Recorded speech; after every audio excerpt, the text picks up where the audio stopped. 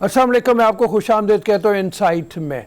पाकिस्तान ने जो समिट थी अमेरिका ने करवाई 2 रोज़ा, उसमें इनकार करके एक बहुत बोल्ड स्टेप लिया है।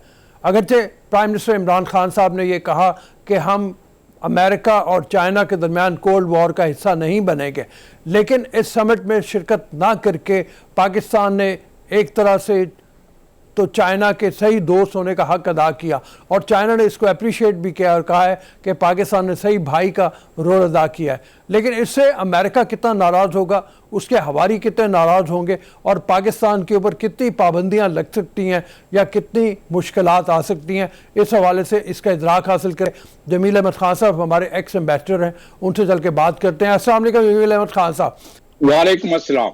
सर, ये फरमाइए कि आज प्राइम मिनिस्टर ने तो कह दिया कि एक कोल्ड वॉर चल रही है चाइना और अमेरिका की, और हम किसी का हिस्सा नहीं बनेंगे, लेकिन ये जो 2 रोज़ा सेमिनार था जो पाकिस्तान ने जिससे इनकार किया शिरकत करने से, इसके क्या असरात पड़ सकते हैं ख़ास तौर पे अमेरिका और उसके जो एलाइज हैं उनके ऊपर?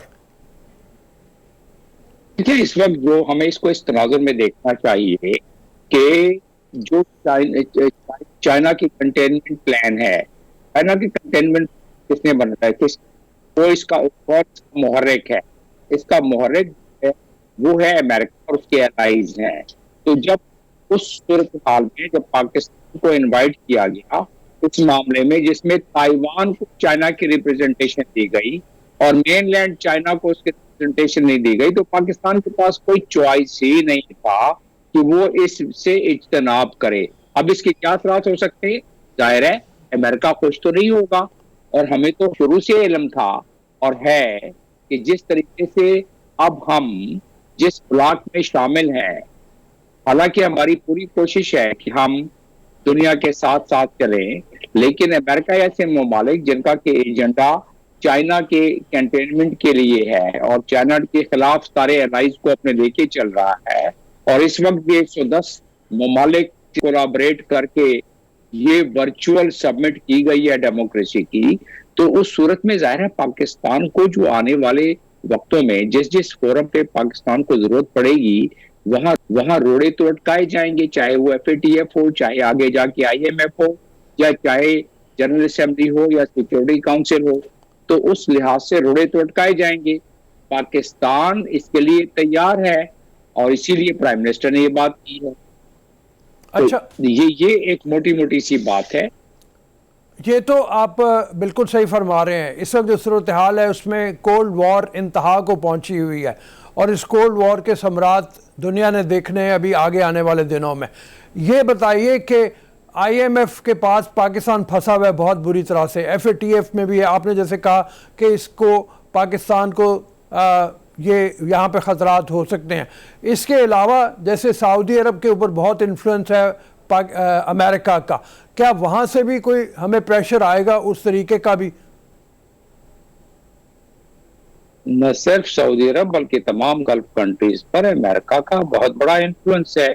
मैं जब खुद सफीर था UAE में, तो मुझे वहाँ के हाकिम कहते थे कि अपने मुल्क को आप मशवरा दें सफीर साहब कि वो अमेरिका से मुखासमत रखें, क्योंकि वो कहते थे वहाँ के हाकिम नाम लेना मुनासिब नहीं है कि आप हमारी मिसाल लें गल्फ के कि हम अमेरिका को नाराज नहीं करते। तो ये तो बात हकीकत है कि वहां से इन्फ्लुएंस आएगा। लेकिन इससे पहले जो आप पहली बात की थी इमरान खान की हम किसी ब्लॉक का हिस्सा नहीं बनते, वो प्राइम मिनिस्टर की अपनी बात दुरुस्त तो मैं नहीं कह सकता, लेकिन वो मैं इस पे एक शेर पढ़ सकता हूँ कि फसाने में हकीकत से ज्यादा हुस्न होता है, हकीकत तो बराए मसलियत अफसाना कहते हैं। तो ऑलरेडी ब्लॉक में दाखिल हो चुके हैं, हम कह सकते हैं कि हम शामिल नहीं। अच्छा, तो इन्फ्लुएंस इस तरीके से भी आएगा हमारे ऊपर। और अभी जो $3 बिलियन सऊदीया ने हमें दिए हैं और तकरीबन $1.5 अरब का तेल का उन्होंने कहा है कि मौखर पेमेंट उसकी की जाएगी, इसके ऊपर असर पड़ सकता है आपके ख्याल में? जी, आपने उसके बड़े खतरनाक किस्म के मुआहदे में जो शिकें हैं, वो इससे पहले कभी ऐसी शिकें हमारे ऊपर लागू नहीं की गई जो सऊदी अरब ने किया है। उसमें बहुत सारी और शिकें हैं। मैं एक शिक आपको बता देता हूँ کہ جب سعودی عرب چاہے تو 72 گھنٹے میں وہ اپنے $3 ارب واپس مانگ سکتا ہے اور پاکستان کو دینا پڑے گا. اگر پاکستان نے نہیں دیا تو سعودی عرب کو یہ اختیار ہوگا کہ پاکستان کے ایسٹس جو جہاں جہاں جس ملک میں ہیں اس کو وہ حاصل کر سکے. تو اس کا مطلب یہ ہوا کہ اگر سعودی عرب پہ دباؤ بڑھ جائے تو سعودی عرب پاکستان سے کہہ سکتا ہے کہ ہمارے $3 ارب واپس کرو. لیکن یہاں ایک پازیٹو بات یہ ہے کہ چائنا کو اس بات کا علم ہے کہ پاکستان نے جب اس سمٹ میں حصہ نہیں لیا تو وہ چائنا کے ساتھ اس کی کیونکہ فارن پالیسی کی ایک الائنمنٹ ہے, اس الائنمنٹ کے تحت وہ جس طرح چائنا پاکستان کا ساتھ دیتا ہے پاکستان چائنا کا ساتھ دے رہا ہے. تو اگر $3 ارب سعودی عرب واپس بھی مانگ لے ایسی صورتحال میں تو میں سمجھتا ہوں چائنا کو اس کا ادراک ضرور رہے گا, اور چائنا پہلے ہی $7 بلین میں دے چکا ہے. وہ مزید بھی اس معاملے میں چائنا یا اس بلاک کے باقی یا چائنا امید نہیں کی جا سکتی چائنا وہ شاید ہمارے بیل آؤٹ, لیکن ہمیں اپنے پیروں پہ کھڑے ہونے کے لیے اور اس کی قیمت ادا کرنے کے لیے ہمیں تیار رہنا چاہیے. بہت مہربانی سر, تھینک یو ویری مچ. جمیل احمد خان صاحب فرما رہے تھے کہ پاکستان کو مشکل کا سامنا تو ہو سکتا ہے, جیسے ایف اے ٹی ایف کا معاملہ ہے, آئی ایم ایف کا معاملہ ہے, گلف سٹیٹس کا معاملہ ہے کہ وہ بھی اپنا انفلوئنس استعمال کرنے کی کوشش کریں گی اور کہیں گی کہ امریکہ سے بگاڑ نہیں پیدا کرنا چاہیے. لیکن پاکستان کے لیے اور کوئی آپشن بھی نہیں ہے, اور پاکستان کی مدد کو جیسے پاکستان نے چائنا کی مدد کی ہے اس طریقے سے چائنا ضرور مدد کو آئے گا. اسی ہوپ کے ساتھ ہم چلتے ہیں ایک بریک کی طرف. بریک کے بعد واپس آئیں گے, اپنے اگلے سیگمنٹ میں آپ سے ملاقات کریں گے.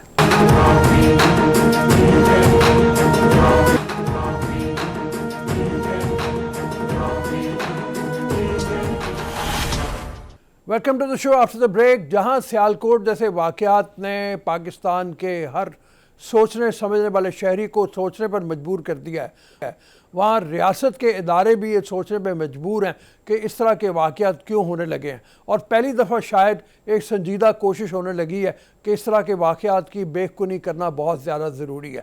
لیکن ان لوگوں کے جو ذہن بن گئے ہیں اس کو تبدیل کرنے کے لیے شاید ابھی بہت ایک لمبے سفر کی ضرورت ہے. وہ لمبا سفر کس طرح کا ہونا چاہیے ہم چل کے بات کرتے ہیں. عامر ضیاء معروف صحافی ہیں, ان سے. عامر جی وعلیکم السلام روک صاحب. وہ بہت پہلے یونس جاوید کا ایک ڈرامہ آیا تھا رگوں میں اندھیرا. یہ جو کچھ ہو رہا ہے اس سے مجھے لگتا ہے کہ ہماری رگوں میں بھی کوئی اندھیرا چھایا ہوا ہے. اگرچہ ایک طرف ریاست کے سارے ادارے یہ کہہ رہے ہیں کہ انتہا پسندی کسی طرح سے برداشت نہیں کی جائے گی, لیکن آپ یہ بتائیے 40 برس سے جس ہم نے طریقے سے پالا ہے اس روگ کو, اس کو کس طریقے سے ہم ختم کر پائیں گے صرف یہ کہہ دینے سے کہ ہم برداشت نہیں کریں گے؟ ڈاکٹر صاحب بڑا مطلب ایک مشکل فیصلے کرنے پڑیں گے.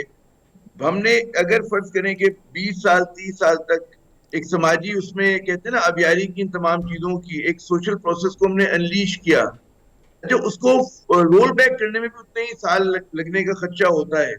اس میں یہ بھی ہمارے سامنے ایک بہت بڑا چیلنج ہوگا کہ جناب لوگوں کے معاشی مفادات بن جاتے ہیں, ایک اکانومی جو ہے وہ بن چکی ہوتی ہے اس چیز سے نا. یعنی کہ جو اگر یہاں پہ تنظیمیں ہیں ان کے حمایتی ہیں, وہ کہیں سے چندہ لیتے ہیں, کہیں سے وہ مطلب ہے اسلحہ خریدتے ہیں, 10 چیزیں اور ہوتی ہیں, تو ان کی معیشت بھی ہوتی ہے. تو اس چیز کو رول بیک کرنا مطلب ایک مشکل کام ہے. اس کے لیے بہت زیادہ ڈٹرمنیشن کی ضرورت ہوگی حکومت کی طرف سے, ریاستی اداروں کی طرف سے. لیکن ہم لوگ یہ بات کا ماتم کرتے ہیں جو درست ماتم ہے کہ ہمارے یہاں جو ہے اس قسم کے واقعات ہوئے ہیں کہ جیسے کہ سری لنکن شہری کا جو ہے اس کو قتل کیا گیا. وہاں پر ایک چیز جو مجھے امید نظر آتی ہے وہ یہ کہ جس طرح سے پاکستان نے رد عمل کا اظہار کیا, یعنی کہ اگر آپ دیکھیں کہ نہ صرف سول سوسائٹی بلکہ ہمارے ریاستی ادارے, ہماری حکومت, سب نے اس چیز کو کنڈیم کیا. تو یہاں پر آپ کو ایک گلمر آف ہوپ نظر آتی ہے. جی ہاں, لیکن یہ ہوپ کے ساتھ یہ دیکھیے نا کہ ابھی بھی بہت سے ایسے لوگ ہیں جو یہ چاہ رہے ہوں گے کہ اگر ایسا کوئی واقعہ ہو تو اس کی سپورٹ بھی ساتھ ساتھ شامل ہو. وہ اس وقت دبے ہوئے ہیں, لیکن جیسے ہی خدا نہ خواستہ کوئی اور ایسی چیز ہوتی ہے وہ پھر ابل پڑے گا, ایک دم سے جذبات کا ریلا بہا کے لے جائے گا سب کچھ کو, جیسے اس دفعہ بہا کے لے گیا. تو ڈر وہاں سے لگتا ہے. اور جیسے آپ نے فرمایا کہ جتنا عرصہ لگا ہے ہمیں آبیاری کرنے میں اتنا ہی عرصہ چاہے اس کو ختم کرنے میں لگ جائے. لیکن یہ ہے کہ ہمارا سلیبس تبدیل ہوگا، کیا ہوگا، ہمارا بیانیہ تبدیل ہوگا، ریاستی بیانیہ تبدیل ہوگا، اور کیا کیا کریں گے؟ دیکھیے بہت سب سے زیادہ تو تعلیم، میں سمجھتا ہوں کہ تعلیم، ہم لوگ جدید تعلیم دے رہے ہوں تو 100 بیماریوں کا ایک ہی علاج ہوتا ہے روح صاحب، ہوتی ہے تعلیم. کہ تعلیمی نظام میں اگر ہم بہتری لے کر آ گئے، تعلیم میں ہم نے انویسٹ کیا، تو میرے خیال میں بہت سارے ہمارے یہی مسئلہ نہیں انتہا پسندی کا، بہت سارے اور مسئلے ہمارے جو ہیں وہ حل ہو جائیں گے. تو ترجیح جو ہے وہ تعلیم ہونی چاہیے. اب اس میں ظاہر ہے کہ ہمارے یہاں آپ کو پتہ ہے کہ بڑا کلاس بیسڈ ایجوکیشن سسٹم ہے ہمارے یہاں. مطلب وہ لوگ ہیں کہ جو ایک چھوٹے سے ببل میں رہتے ہیں انگریزی میڈیم کے، وہ ایک ایلیٹسٹ مائنڈ سیٹ کے بچے ہیں. پھر مڈل کلاس کے بچے الگ، ان کی تربیت پوری ہوتی ہے، اور لوور کلاس کے لیے الگ. کوئی مربوط تعلیمی نظام کی سب سے پہلے ضرورت ہوگی. پھر ایک جو ریاستی اداروں کا میرے خیال میں جو ہمیں ایک چیز میں جو میں بار بار کہتا ہوں کہ امید ہے کہ ہماری اسٹیٹ پالیسی نہیں ہے انتہا پسندی کی. یقیناً ہم نے کمپرومائز کی ہماری ریاست نے بہت ساری وجوہات کی بنا پر. مطلب انٹرنیشنل گلوبل کنڈیشن ایسی تھی، ریاست کے پاس طاقت اتنی نہیں تھی، اس نے کہیں نہ کہیں گیو اینڈ ٹیک کیا. لیکن انلائک انڈیا کہ جہاں پر ایک پالیسی ہے انتہا پسندی کو فروغ دینے کی، ہمارے یہاں کم از کم وہ نہیں ہے which can provide a good مطلب فاؤنڈیشن کیری آن. پھر اب ہمیں مطلب ہے کیونکہ ریاست ہماری سپورٹ نہیں کرتی کو، مطلب ہوا نہیں دیتی انتہا پسندی کو، جس کو حالانکہ ہمارے پاس بھی دوست ہیں وہ کہتے ہیں جی ریاست کلیتاً ذمہ دار ہے. میں نہیں سمجھتی کہ کلیتاً ذمہ دار ہے، اس کی کمزوریاں ہیں، اس کی مطلب فیصلے ہیں، لیکن پالیسی کا حصہ نہیں ہے کہ وہ یہ ہے کہ جی ہمیں اقلیت پہ ظلم کرنا ہے اور ہمیں انصاف لوگوں کو قتل کرنا ہے. میرے خیال میں کسی کی بھی پالیسی نہیں ہے ہماری ریاستی اداروں کی. ہاں، ماضی میں اصل میں جس طرح سے رہا نا کہ ایک دھڑا تیار کیا گیا، اس کو مقابلہ کرنے کے لیے پھر ایک دوسرا دھڑا بنایا گیا، وہاں سے لوگ کہتے ہیں کہ ریاست سے بیزار ہے. تو وہ بڑے خطرناک روش رہی ہے اگر وہ رہی ہے. تو اس کے ساتھ یہ جیسے آپ نے فرمایا کہ ایجوکیشن، اب ہماری تعلیم بھی ایسی رہی یا اداروں کا ماحول اس طرح کا رہا کہ جہاں اس طرح کے واقعات جو ہیں وہ پنپتے رہے، اس طرح کے ذہن پنپتے رہے ہیں. اچھا، اب جب لوگ اس کو جوڑتے ہیں ٹی ایل پی کے حالیہ دھرنوں سے یا اس میں مرنے والے پولیس افسران سے، تو اس کے اوپر بھی معترض ہوتے ہیں ہمارے بہت سے جو دینی عالم ہیں، اور وہ یہ کہتے ہیں کہ اس سے جوڑنا نہیں چاہیے، یہ دو مختلف چیزیں ہیں. لیکن کیا یہ واقعی دو مختلف چیزیں ہیں؟ کیا یہ ایک ہی چیز نہیں ہے؟ دیکھیے بڑا مطلب ہے کہ آسان جواب نہیں ہے اس چیز کا، پیچیدہ ہے. دیکھیں ریاست نے، میں دو بار آپ نے بات کی نا کہ ریاست نے بعض اوقات بعض دھڑوں کو مضبوط کیا. ہم وہ کہتے ہیں شف نہیں کہتے، ہم شفتالو کہہ دیتے ہیں. ہم کہتے ہیں کہ جی جہاد کشمیر کے لیے کچھ تنظیموں کو ظاہر ہے کہ پاکستان کی ایک کوورٹ سپورٹ حاصل رہی ہے جو تحریک آزادی کے لیے لڑ رہی تھی. اچھا، ان میں سے ان تنظیموں کی اتنی ذمہ داری نہیں ہے انتہا پسندی کو فروغ میں، کم از کم سرحد کی اس طرف وہ مطلب ہے فوکس تھی ٹورڈ انڈیا لڑنے کے لیے نا. اچھا، اس میں یقیناً یہ بھی ہوا کہ بعض جو تھی وہ وہاں پہ جہاد کرتی تھی افغانستان پر، یہاں پر وہ آ کر فرقہ وارانہ سیاست کرتے تھے. تو وہ چیلنج تھا جس کو مینج کیا گیا. اچھا، اس میں بہت زیادہ ظاہر ہے کہ ہمارے جو پڑوسی ممالک ہیں انہوں نے بھی ہوا دی. تو ایک چین کا یہ کہتے ہیں چین آف ایونٹس بنا کی، جس کی وجہ سے چیزیں جو ہیں مطلب ہے کہ ہمارے کنٹرول سے باہر ہو گئی. اب لیکن ٹی ایل پی اور ٹی ٹی پی میں ہمیشہ فرق کرتا ہوں کہ ٹی ٹی پی اگر ہے، ٹی ٹی پی تو ایک کھل کے مطلب ہے ریاست کو نہیں مانتی ہے، اور وہ کہتی ہے ریاست کے خلاف ان کو مبینہ ایک جدوجہد جاری ہے. لیکن ٹی ایل پی جو ہے وہ دوسری قسم کا ایک وہ ہے چیلنج ہے ہمارے لیے. اس چیلنج کے اندر یہ بھی ہے کہ آپ ان سے نیگوشیٹ بھی کر سکتے ہیں، اور اس کے اوپر یہ ہو سکتے ہیں کہ آپ ان کو مطلب فرملی ہینڈل بھی کر سکتے ہیں. میرے خیال میں امتیاز اگر ان پالیسیوں کا ہو، اور وہ کہتے ہیں کہ سب کو ایک ہی لاٹھی سے نہیں ہانکنا چاہیے، تو وہاں پر مطلب ہے آپ یو کین مینج دیم.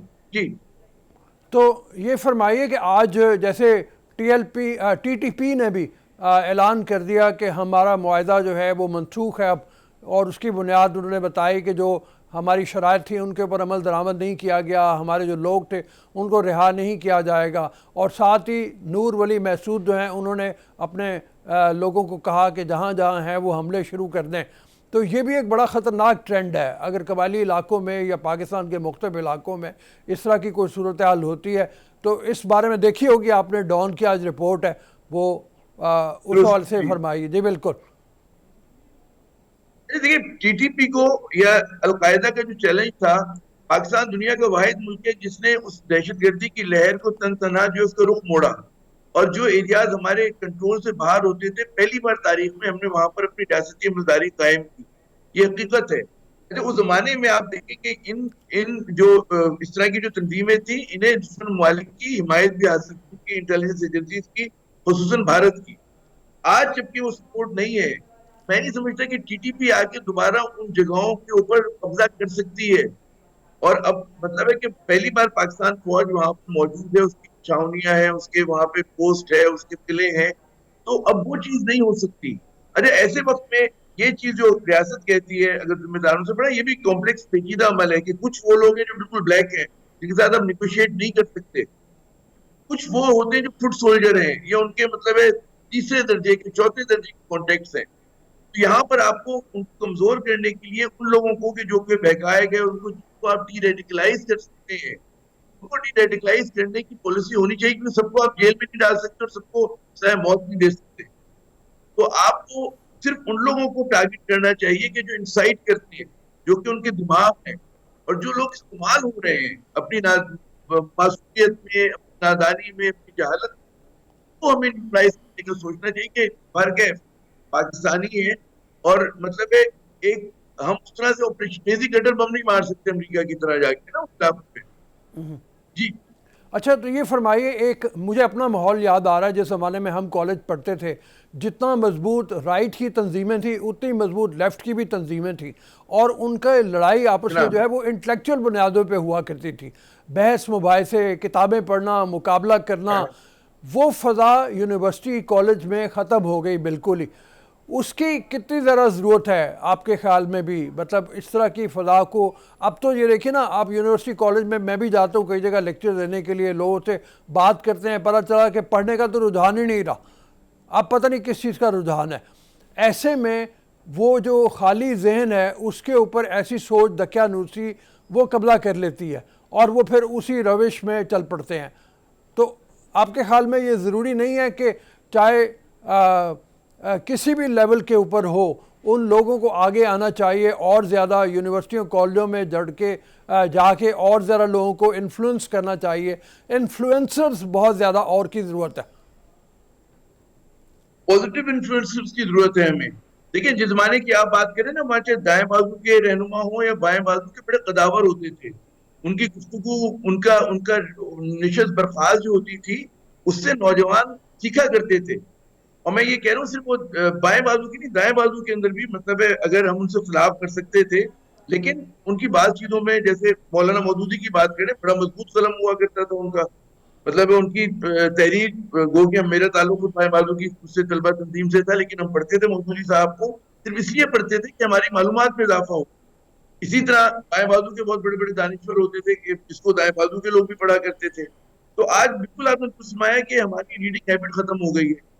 اچھا ایک اور بھی مسئلہ ہوا کہ سوویت یونین کے کولیپس کے بعد وہ کہتے تھے نا کہ we are living in a post ideological world. اس میں بائیں بازو کی سیاست تو ختم ہو گئی، لیکن دایاں بازو کی جگہ پہ موجود ہے. اور دایاں بازو جو ہے وہ اس نے اپنے آپ کو بائیں بازو کے مقابلے میں زیادہ کمیٹڈ ثابت کیا ہے. غلط یا صحیح سیاست کی ایک الگ بحث. تو آج بائیں بازو کے لوگ تو این جی او کا حصہ بن گئے، بائیں بازو کے لوگ تو امریکہ نواز ہو گئے، بائیں بازو کے لوگ تو عربی جمہوریت کو سپورٹ کرنے لگے جو المیہ ہوا ہے بہت سارا اس زمانے کے. دائیں بازو کی جگہ پہ قائم ہے. ان کے سامنے لبرل کھڑا نہیں ہو سکتا کیونکہ لبرل کی کوئی آئیڈیولوجی نہیں ہے. اس کی لبرل کی آئیڈیولوجی موقع پرستی کی ہے، وہ این جی او سے فنڈ لیتا ہے، وہ امریکہ کے انسٹیٹیوشنز جو ہے وہ پاکستان میں نافذ کرنے کی کوشش کرتا ہے، ان کے کانسیپٹ آف ہیومن رائٹس پہ بات کرتا ہے. تو انڈیجنس موومنٹ نہیں ہے ہمارے یہاں ترقی پسندی.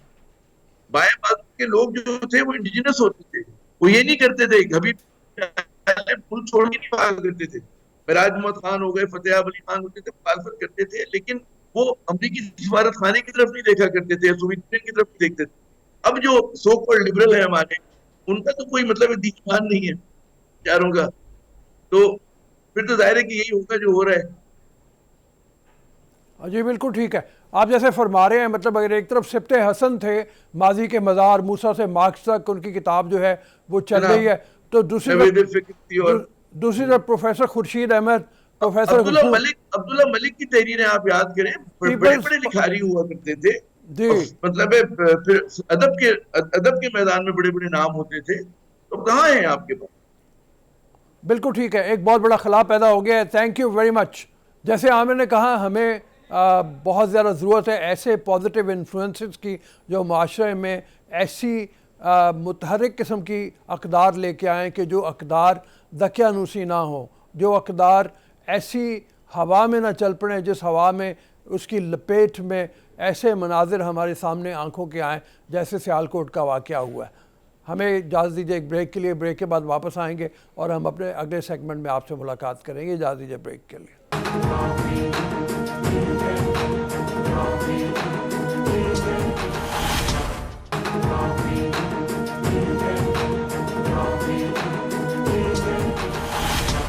Welcome to the show after the break. Transparency international की रिपोर्ट हमारे सामने है जिसके मुताबिक पुलिस और अदलिया को सबसे करप्ट इदारे करार दिया गया है। इसके साथ सेहत और तालीम के बारे में भी कहा गया है कि यहाँ पे करप्शन बहुत ज़्यादा है।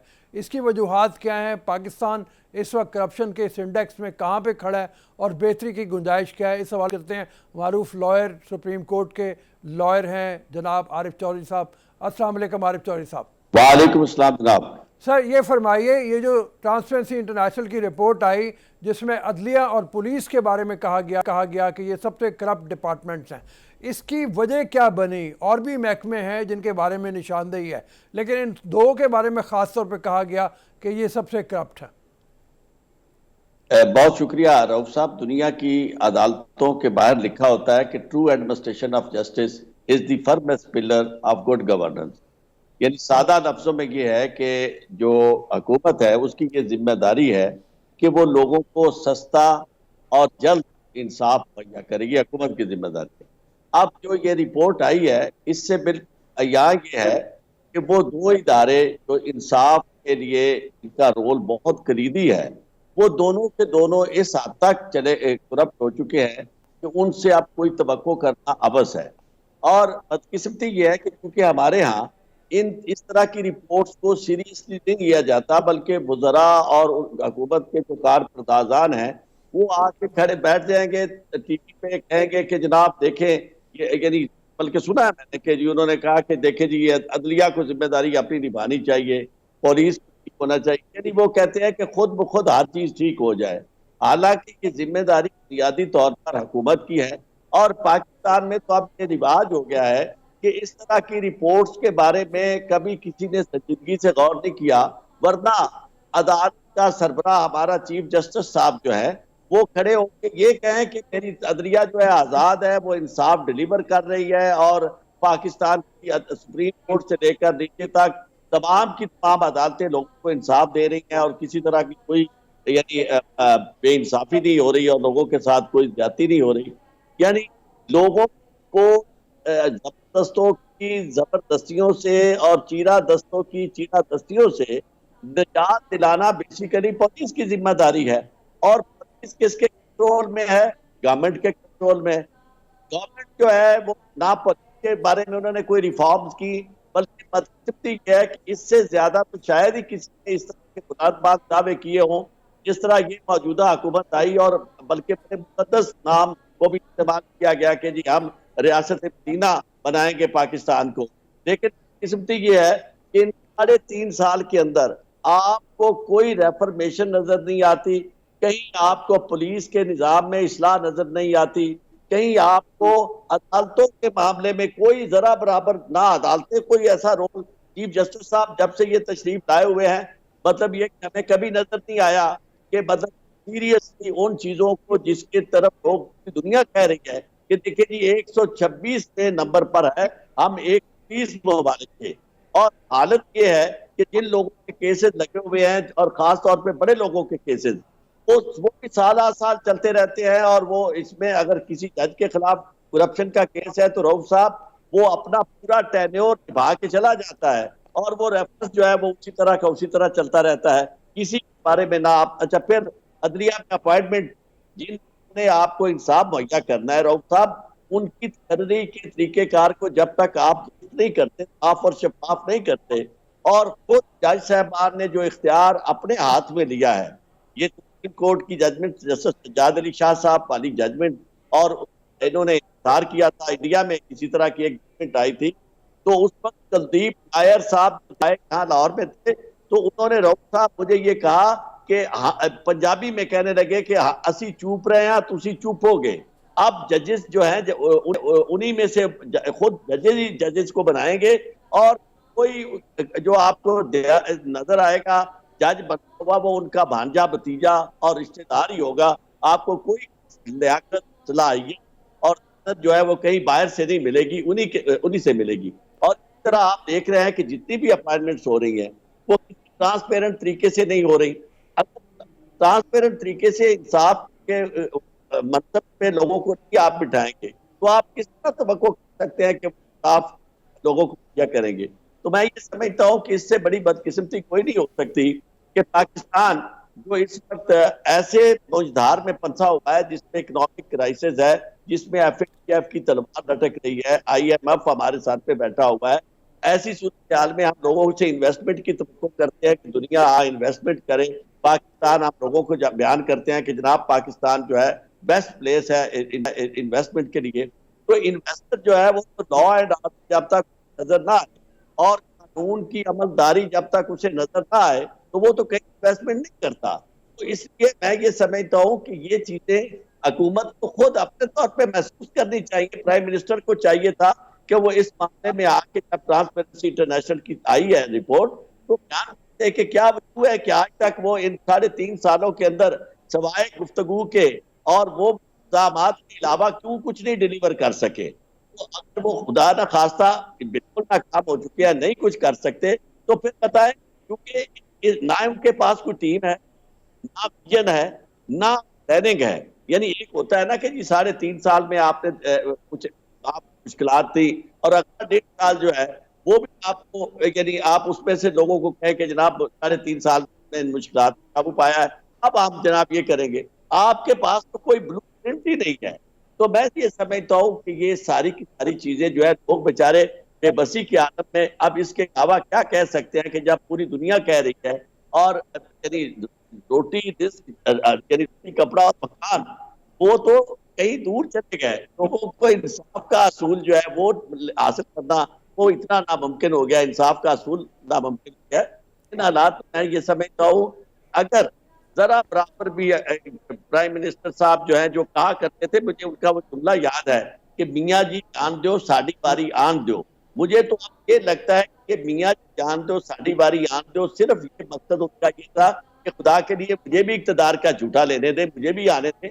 ورنہ کے اندر کوئی پاکستان محبت ہوتی یا جذبہ ہوتا تو وہ آج ہمیں نظر ضرور آتا. اچھا یہ فرمائیے عارف صاحب، یہ فرمائیے کہ پولیس کے بارے میں ذرا بات کر لیں. تھانہ کلچر، اس کی ایک جو بازگشت ہے وہ تو ہمیں سنائی دیتی رہتی ہے، لیکن پنجاب میں اگر مثال لے لیں تو 5-6 آئی جی تبدیل کیے گئے، لیکن لوگوں کو پولیس کے نظام میں کوئی بہتری نظر نہیں آئی. یہ نظام کیوں اتنا بوسیدہ ہو چکا ہے؟ اس کو ٹھیک کرنے کی کوئی کوشش کیوں نہیں ہو رہی؟ اس حوالے سے بھی فرمائیے.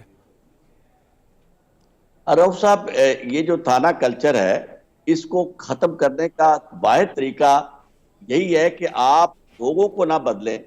انتظامیہ آپ کی جو ہے وہ تو ٹھیک ہو سکتی ہے، لیکن اگر آپ کے پاس رولز، ریگولیشنز اور لاز اتنے سٹرکٹ ہوں کہ جس میں ہر شخص جو ہے وہ پابند ہو کہ اس کے مطابق اس نے عمل کرنا ہے. اور اس کے علاوہ جو امپورٹنٹ بات میں آپ کو پوائنٹ آؤٹ کرانا چاہتا ہوں، پاکستان کی پولیس، پنجاب کی پولیس ہو یا باقی صوبوں کی پولیس، اس کی کوئی تربیت نہیں ہوئی اور نہ ان کی بھرتیاں اس کے مطابق ہوتی ہے. جس طرح کے اس وقت دشواریاں آ رہی ہیں، جس طرح کے کرائم ہو رہے ہیں، اس میں آپ کو چاہیے تو یہ کہ بدلتے ہوئے حالات کے مطابق آپ اس طرح کی پولیس بھی لائے اور ان کی تربیت بھی کرے. نہ آج تک آپ نے فورینزک سائنس کی ایک لیبارٹری ہے اور اس کے علاوہ آپ کے پاس کوئی ایکسپرٹ نہیں ہے، کسی کے پاس تربیت نہیں ہے، اور محض آپ آئی جی روز بدلتے ہیں، اس سے کبھی تبدیلی نہیں آ سکتی. تبدیلی لانے کے لیے آپ کو بنیادی ڈھانچہ جو ہے وہ بدلنا ہوگا، پولیس رولز بدلنے ہوں گے،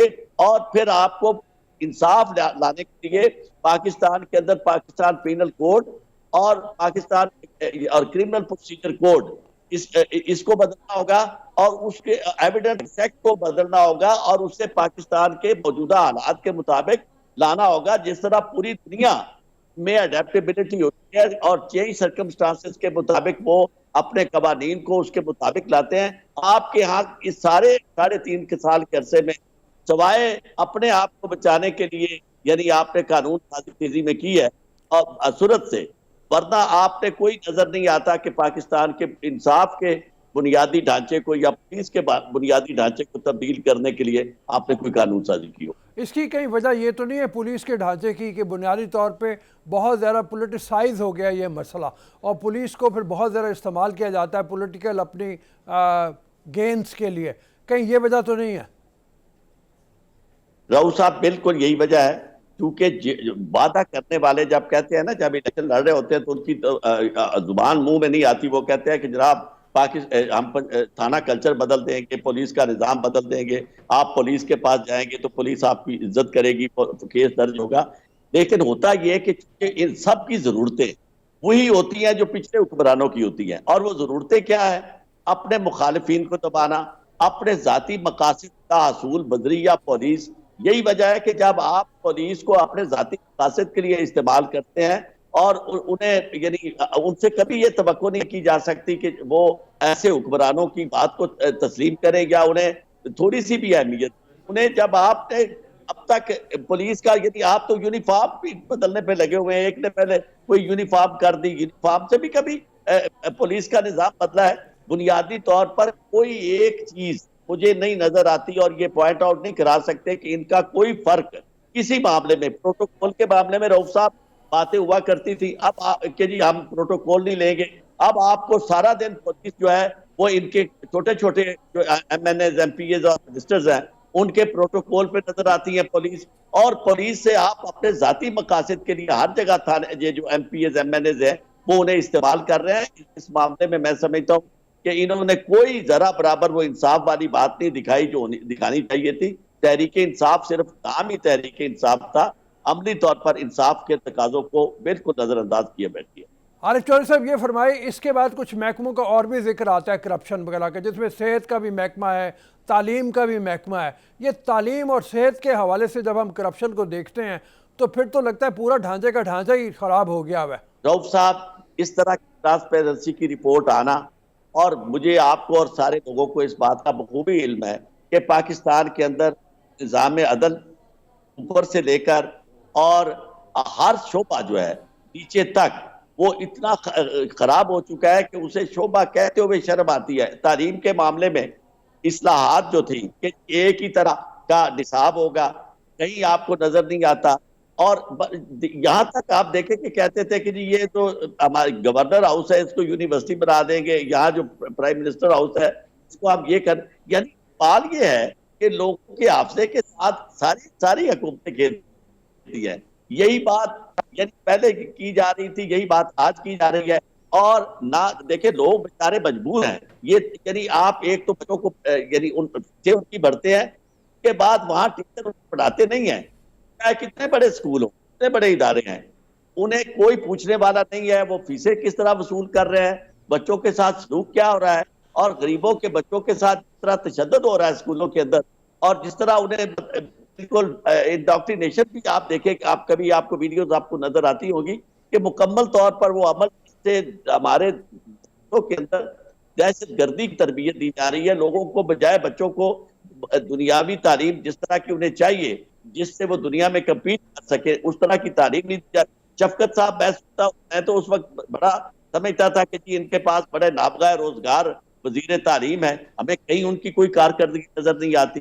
نیچے پتہ نہیں مراد اور کیا نام ہے ان کے, اور سب لوگ کہیں بھی کوئی شخص جو ہے وہ سب نے یہ ہاتھ اٹھا دیے ہے, انہیں یہی ہے کہ جی اپنا وقت جس طرح آپ نکال سکتے ہیں وہ نکالیں, اور پاکستان کا خدا حافظ